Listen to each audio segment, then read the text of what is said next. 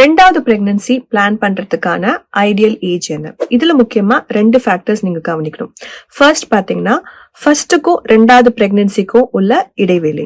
So இது minimum 2 years இருக்கணும். நாங்க ஏன் இதை சஜஸ்ட் பண்ணுவோம்னா 2 இயர்ஸ்க்கு கம்மியா நீங்க பிரெக்னன்சி பிளான் பண்றீங்கன்னா அந்த பிரெக்னன்சில கொஞ்சம் காம்ப்ளிகேஷன்ஸ் இருக்கலாம். மதருக்கு அனீமியா ஏற்படலாம். அதே மாதிரி அந்த பிரெக்னன்சி ப்ரீமெச்சூர் லேபர் ஆகிறதுக்கான வாய்ப்புகள் இருக்கு. பேபியோட growth-உம் சரியா வராம இருக்கிறதுக்கான வாய்ப்புகள் இருக்கு. Foetal growth restriction.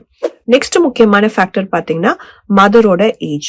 நீங்க 35 இயர்ஸ்க்கு முன்னாடி உங்களோட செகண்ட் பிரெக்னன்சியை பிளான் பண்ணி கம்ப்ளீட் பண்றது இட் இஸ் மெடிக்கலி அட்வைசபிள். ஏன்னு பாத்தீங்கன்னா above 35 இயர்ஸ் உங்களோட எக் குவாலிட்டி கம்மியாகும்.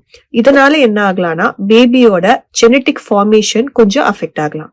அது மட்டும் இல்லாம மதருக்கு high blood pressure, high sugars, chronic back pain அது போன்ற காம்ப்ளிகேஷன்ஸும் ஏற்படலாம்.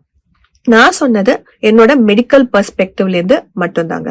பட் இதெல்லாம் தாண்டி ஒரு செகண்ட் பிரெக்னன்சிக்கு மற்ற முக்கியமான ஃபேக்டர்ஸும் இருக்கு.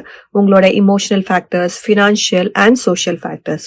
ஸோ ஆஸ் அ கப்பிள் நீங்க ஃபர்ஸ்ட் டிஸ்கஸ் பண்ணி நீங்க செகண்ட் பிரெக்னன்சிக்கு ப்ரிப்பேரா இருக்கீங்களாங்கிறத ஃபர்ஸ்ட் நீங்க டிசைட் பண்ணிட்டு அதுக்கப்புறமா உங்க டாக்டரை போய் கன்சல்ட் பண்ணுங்க. தேங்க்யூ.